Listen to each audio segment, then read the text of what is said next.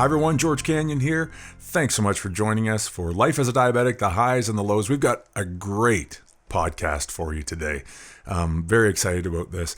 As everyone knows, I use a Dexcom CGM, a G6. We have the Chief Technical Officer for Dexcom Corporation, the entire corporation down in the United States. And I'm going to put on my reading glasses here to make sure I get all this squared away. His name is Jake Leach. He's the Chief Technology Officer at Dexcom. He's responsible for the leadership of scientific research, engineering, product development, and project management. Jake oversees the development of next-generation products and leads a large organization of amazing people. His teams are responsible for delivering best-in-class glucose monitoring technology paired with an exceptional user experience. And he was joined Dexcom back in 2004 of March to lead development of sensor electronics, which were part of the very first generation Dexcom system. And he has a whole list of accolades as well, but I'm not going to get into all those. We are so excited to have him on the podcast today. We want to get right after it. So, ladies and gentlemen, Mr. Jake Leach. All right, we got him on the phone. We had some technical difficulties, but now it's working. And just want to see, Jake, what your one of the biggest reasons I guess I'm getting to do this is, of course, we're going to talk about R&D and things like that, and Dexcom, and how much I love Dexcom. But how long have you been with Dexcom now? Hey, George, I've been with Dexcom for 16 years. I started in 2004 when it was a little startup company with just about 30 scientists and engineers and a dream. Wow. And why did you want to get into that type of work? Now, I've already talked about your background, and you are an engineer, but what drew you to Dexcom, to that sort of work? So I was, ever since I graduated from college, I've been working in the diabetes industry. So before Dexcom, I was working for MiniMed, and we were making insulin pumps. Mm-hmm. And so I got a deep appreciation of diabetes and the treatment and kinds of the struggles that diabetes causes. And so when I got the opportunity to go to a company that had this dream of making a glucose sensor that didn't need to be calibrated, that you could use to make therapy decisions, to choose how much insulin to take, that was, couldn't pass it up. So I jumped to be part of a technology team that was trying to do something that no one else had ever done. Man, that's, well, thank you so much for your passion. As I've said a million times over, the passion that Dexcom has, their employees have, is incredible. And that's right from the executive all the way down. Everybody has to work for a living, but you're going to work with a passion that I just want to say thank you for, because my G6 has saved my butt many times. We won't get into those stories. All right. I've got a list here. I don't know if I showed you. I think I showed you. This came from Sandy. So, I put on my smart glasses and I'd start going through all these things. Since you started with Dexcom, what have you seen as one of the major milestones that you've been able to accomplish? It's a great question, George. When I joined Dexcom, when I first started, our goal was to develop an accurate glucose sensor. Mm-hmm. And one of the dreams we had was that we could be accurate without having to calibrate the sensors.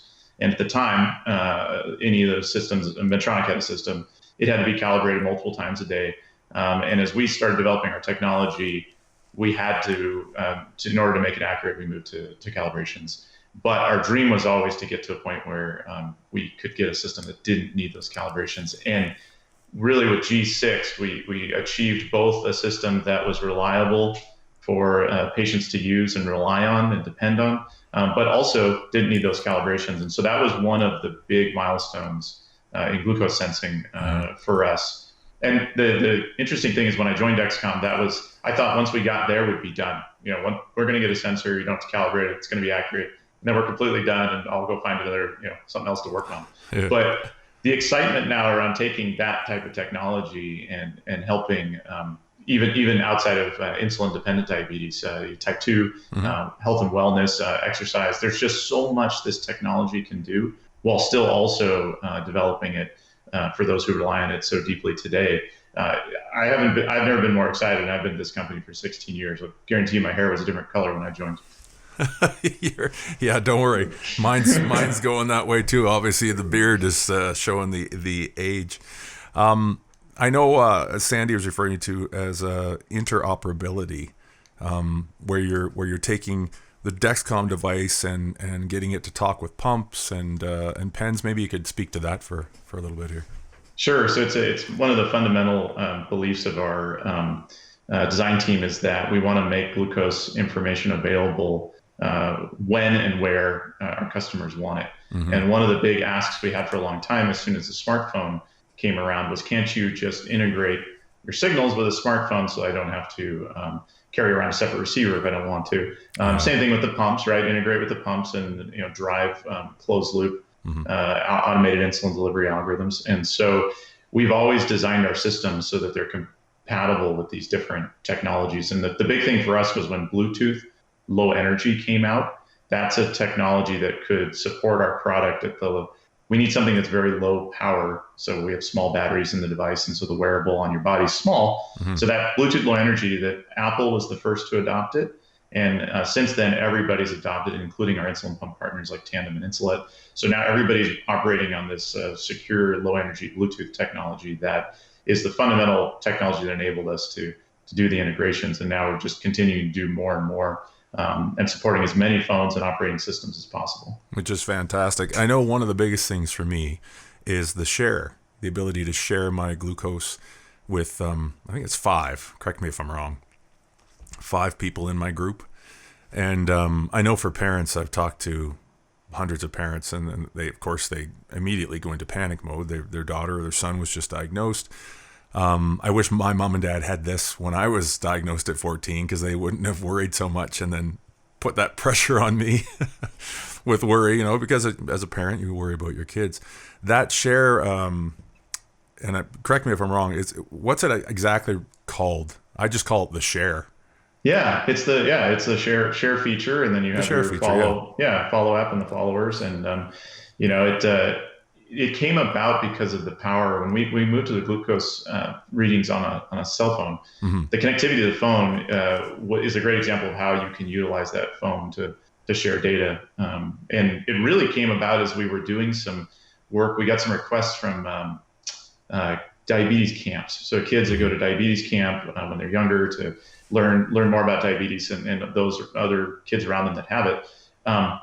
They started requesting that we build a remote monitoring system so they could monitor all these campers in their cabins at night while they're sleeping, because the parents are not there, and they've got these camp counselors and some doctors that are responsible for 50 kids that all have type 1. And so they were really concerned about at night, because your kids at camp, they're having a blast. They're probably not eating exactly what they normally would eat at home. So they said, hey, build us a remote monitoring system. We started with some assistance, some academic groups, and once we built it, we said, hey, this could be a really good product. And it was right around the time that the FDA was coming around to the thought that it'd be okay to connect glucose sensors with mobile phones. Mm-hmm. And so the first integration we've ever done on a mobile phone was basically putting the share data onto that phone so it could be then uploaded to the secure cloud and shared with all the followers, the parents, and the caregivers. Mm-hmm. It's a life-saving part of the Dexcom. For me, big time, especially when I'm on the road and I get to share it with my tour manager and my drummer and my guitar player and our assistant, and they basically get to see where my sugars are at all time. Sometimes it's awesome, and other times I'm like, leave me alone, you guys. I'm fine.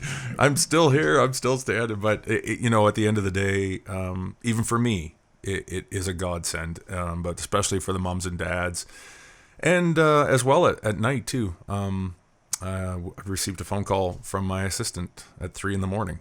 Because I had an urgent low. I was already treating the urgent low, but she phoned and she's like, "My phone's going off. Are you okay?" I'm like, "Yeah, I'm doing great." But to be able to share your control, I've never really been able to do that. So to be able to share your control with somebody it's pretty cool, Now, age-old question. I'm sure you get it all the time because because of your position. What is coming down the pipe with R&D? Because I think my wife calls me a turbo nerd. I'm a techno geek. I love technology. Without my Dexcom and my insulin pump, I'd be lost nowadays as a type 1 diabetic. So what can you tell us without letting the cat out of the bag?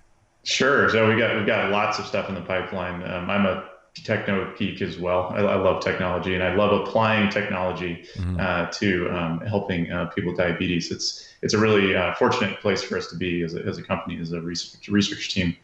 So the largest program we have running right now is it's called our G7. So it's the next platform change after G6. And our real fundamental approach there was the design principles were, let's take all of the goodness of G6, the factory calibration, the accuracy, the automatic insertion device, the share features, all the alerts and alarms, take all that and put it in a much smaller package on the body that's even easier to use than our current G6 product. And so one of the things we've done is the wearable that's on the body, that's a combined all-in-one sensor and transmitter. So there's no longer a separate transmitter and sensor. When you deploy a sensor on the body, it's actually an all-in-one device. So there's no snapping the transmitter in.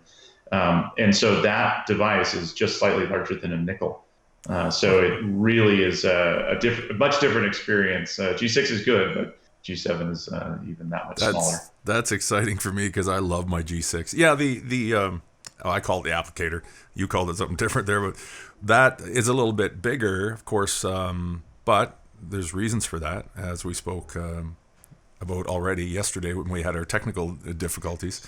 Maybe you could speak to that for a second. Why that's a bigger unit? Sure. So with G6, one of our goals was to make the sensor easier to apply. And the idea there is, let's make an automatic insertion device that does the exact same thing that all of our previous generation applicators did, which is quickly deploy a sensor under the skin with a needle and then remove the needle, leaving just the sensor behind. But do that in an automated spring-loaded fashion. Yeah. And so as we started approaching that design, we said, let's try and make it as small as possible. And so we started working on it. And actually what we found was the engineering challenges of making that same mechanism function, putting the needle under, pulling it out, that required a larger device than what we initially planned. But we needed to make it that size to be able to fit all the technology in there that's required to get that sensor in the exact right place, at the exact right speed under the skin. Yeah. And an interesting fact is that the G6 and the G5 needles are exactly the same size and exactly the same length. But because with G6 is deployed so quickly, 15 milliseconds, and the sensor's in, needle's in, needle's out. So that speed is what contributes to the fact that you don't feel the G6 when you do the automatic deployment. Haven't felt one yet. I've put a lot of them in, and I haven't felt one. I can tell you what I did feel for 36 years. This hand was the only hand. I've never, ever used a lancet on this hand because of being a guitar player, because the string grease gets in there. But this is the only hand I've ever tested on. I would test 14 times a day when I'm on tour, and I haven't tested in months. My G6 does everything, and on top of it, I don't feel it when it goes in. And kudos for you guys doing that, because one of the things, that I speak to parents about, and I speak to type 1 diabetic kids about, is the fact that they need to take control of their diabetes as soon as possible. Because when they do, they start developing a responsibility, and there's a certain level of pride that look, mom and dad, look what I'm doing. I'm taking care of myself, and being able to put that applicator on by themselves, and just be able to press that orange button, and in it goes, and they lift it off, and that's kudos to Dexcom. You're thinking miles ahead for sure. You're not just thinking about what's happening today. You're thinking about the psychological side of the disease as well. Yeah, it's a really important point. That's actually our company mission statement, is empowering people to take control of diabetes. And there's a huge part of it is empowering people to take control of their own diabetes, and empowering the parents. And so that's written all over our walls, all over our R&D center. You can't forget it if you work at Dexcom. How long before before I get to see the G7? Because I know there's lots of listeners right now and viewers are going, well, how long? Yeah, it's coming up soon. Our development cycles on our technology, if you look at G5, you look at G6, now you look at G7, it's about 5 to 6 years from the concept when we say this is what we want to do, and then to the time it actually becomes a product. About 2/3 of that is us actually developing it, the engineering, the science, the the manufacturing procedures. Then about a third of it is doing all of the testing and validation we need to get it approved in the different countries, get approved in Canada, get approved in the US, and outside of North America. And so those tests are just about to start. So we're about two-thirds of the way through with it. And so we've got our big validation studies coming up. Current situation with COVID has caused us some trouble. We can't go out to the clinical trials for a little bit here, which we had planned to do this summer. Mm-hmm. So we're looking, hopefully by the end of the summer, we can get into those large studies to validate the device, and then it'll be out before you know it. Man, I don't have the patience to do that kind of work. To say, yep, let's do this. It's going to take 5 years. I'd be pulling out my hair. Well, thanks so much, Jake. This has been just incredible to get to talk to you and hear that side of it. You know, as a type 1 diabetic, and many type 1 diabetics like myself, we say thank you 100 million times over. I probably thank Dexcom 3 or 4 times a day, which is bizarre for me to say. I've been a diabetic for 36 years, but it really does make that kind of a difference. And it's important that all the employees at Dexcom know the difference this does make. I've heard from a few employees, and you know, they're so passionate about their work because they know it makes a difference, but they don't get to hear it. So please pass along a sincere thank you to all of the employees at Dexcom. And here's to the G7. Man, I can't wait. That's going to be a nickel, hey? Yeah, absolutely. Oh, wow. Well, it was a pleasure to be here. And if you're ever in San Diego, come visit us. I can show you around our R&D center and our factory. I would love to come back down. It is something every type 1 diabetic should get to witness, is exactly what goes on there at Dexcom and the hard work. And let's stay in touch. I look forward to maybe chatting with you after the world gets through COVID and seeing how the trials are going. Sounds great. Thanks, George. Take care. God bless. See you. Well, a big thanks to our buddy, Mr. Jake Leach, the Chief Technology Officer for Dexcom. And that was down in San Diego. And we really appreciate him taking the time. We had some technical glitches on an earlier interview and ended up having to redo it, which I felt so bad. But, well, we're all in this COVID thing together, and technology's just trying to catch up. Thank God Dexcom's technology is rocking.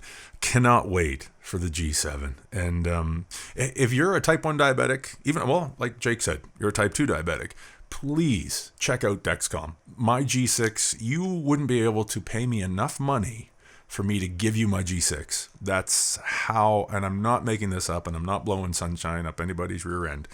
This is how vital this tool is for my control. Without my G6, I'd be lost. I'd go back. I'd survive, as we all do, and you know, I'd be disciplined to test my sugar 14 times a day again.